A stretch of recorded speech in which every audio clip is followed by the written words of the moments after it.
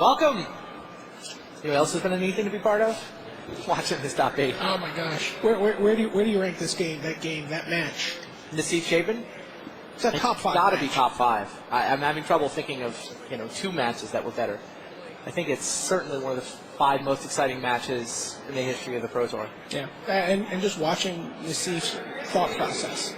Yes. He's a master. In both extremes almost, right? How do I win this game? How do I mulligan? I mulligan down to 4, and do this and that and the other thing. And then to maybe give away some edge, and you see the other side of it. And as soon as he saw Ignite Memories, he realized what Chapin was counting. Oh, he saw, He was just like, what have I done? Right. Yeah. What was better? Hard to do off the top of your head. The Craig Jones match is clearly better. Okay. The Kai Bude Morphling in the finals against New Orleans is it might actually even be better, really, than the Craig Jones match, but we don't have the webcast to look at. It's so fantastic. We don't? Well, I haven't looked at it, I should say, in a long time. But I mean, it's just such great play by a great player, right? As he just manages his time and quote unquote gets lucky, right? Everyone's like, oh, it's such a lucky top deck. Yeah, well, Kai had figured out the only way I can possibly win this game is if the top of my library is like bang, bang, bang. Right. And played exactly right. Right. He made every play because that was the only thing that could possibly work. And then there was the library, bang, bang, bang. There was the Morphling off the top on the turn that he had to have it. And then he only got lucky that turn though because he didn't get lucky on the previous 5 or 6 turns. He was stalling. And there were 2 matches. I think I've just combined 2 stories because there was one game where he needed a Morphling. And he sort of played, stalled, and drew it on the last possible turn. There was another game where he had 1 Illusions and 1 Donate left, and he had to draw them back to back, right? And pulled that off too.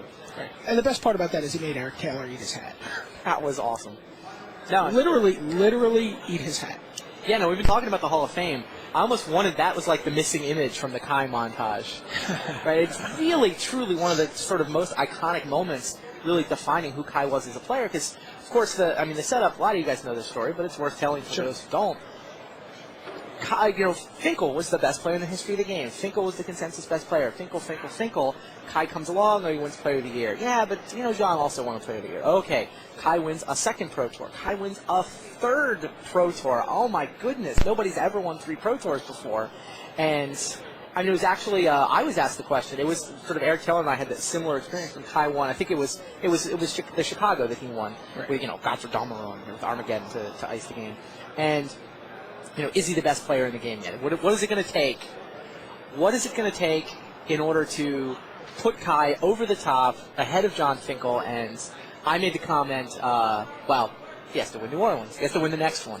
If he wins 2, the next Pro Tour, 2nd in a row, 4th overall, fine. I'll give in. I'll join the Kai bandwagon. And Eric Taylor, upon hearing this comment, was just like, no way. Not going to happen.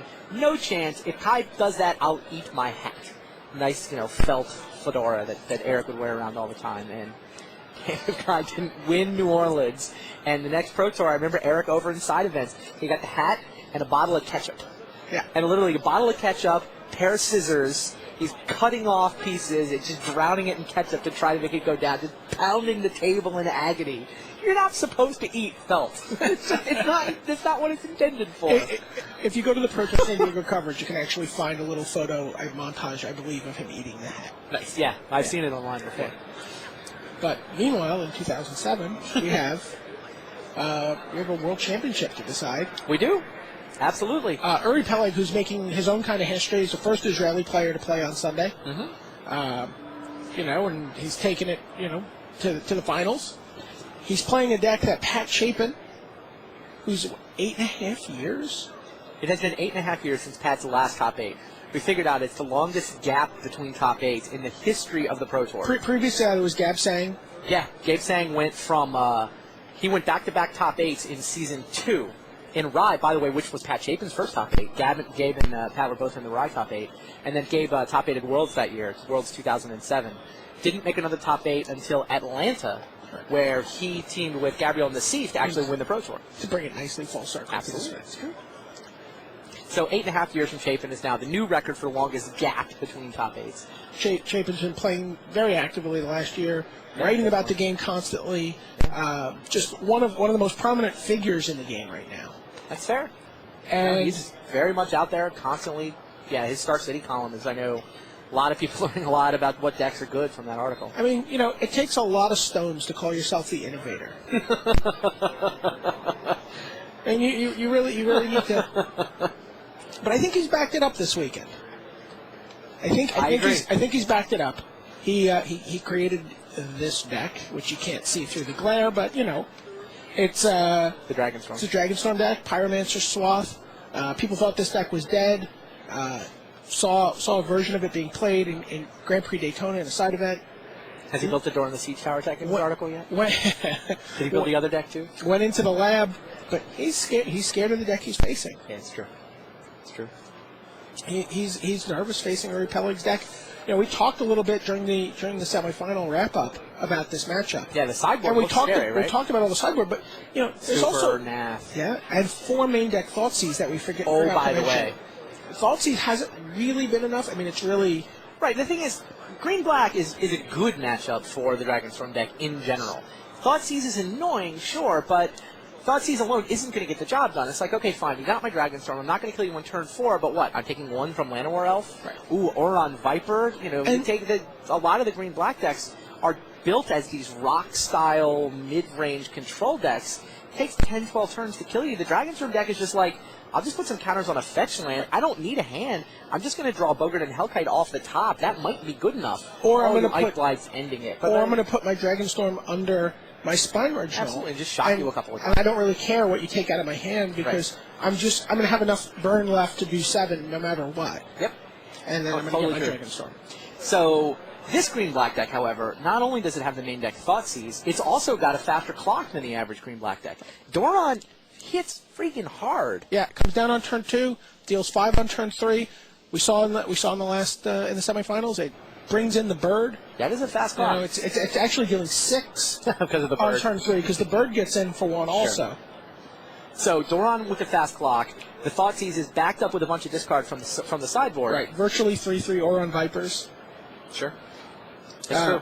The sideboard's really where the I don't know why we haven't seen more Doran in the Siege Tower. This deck seems like the right way to build it. 3 Rift Sweeper is really is so disruptive against this deck. It's true. It completely throws your plans into disarray. You're like, okay, this is the hand I'm keeping. This is what I'm going to do. I'm going to suspend these things, and then they're going to come in, and I'm going to do this, and then suddenly they're gone. They're back in your deck. Right. I like that. I mean, we saw a bunch of takes on green-black, but I think Peleg may just have the best list. Yeah. I think green-black, there's a lot of cards that these things have in common, right? You want Shriek Maul, you want Garruk. Those are 2 of the most powerful cards in the format, clearly, so you want them both. All right, Tarmogoyf, clearly one of the best cards in the format. You got to, there's the skeleton, now what's the right way to sort of shove it all together? And I think, Oron Viper is super powerful. Throw in Doran, now you've got Doran, now Oron Viper is 3 power. I think this is the right list. I'm still confused by the one-hit Expector. I'm not saying it's perfect. I'm saying I think this is the right, you're supposed to go Elves, or you're supposed to go Rock. I think you're supposed to go Doran. I mean, to me, win or lose this match, I think that's, we had 5 different green-black decks in this top 8, and really 3 or 4 distinct takes on the archetype. Right. I think it's no accident that this is the one that got through to the finals. I mean, there's no shortage of mana fixing available to you. Right. From birds to, every kind of dual end you could possibly want at this point. Right. To get there, so. And you get enough elves to play Guiltleaf Palace, too, even if you're just counting, the fact that Eyeblight's Ending is an elf spell, the fact that Nameless Inversion is an elf spell, because it's an everything spell. You get enough elves in the deck randomly that even if it's just Llanowars, that dual land comes into play. That's a Bayou plenty often enough. Although an interesting thing, I mean, there are enough pain lands in here that it lowers the threshold of how much damage Pat needs to do. I mean, you could easily see someone taking 3 to 5 damage. Sure. Over the course of the first 4 or 5 turns of the game. Fair. Tap a Llanowar Waste to play a bird, do something else. Yeah, and it's funny, we've been talking about this Dragonstorm deck as the deck of the tournament, and I do feel like this is the best deck. It was the most innovative, and for the field, had the best set of matchups. Right. But now here, we talked about the fact you can beat this deck if you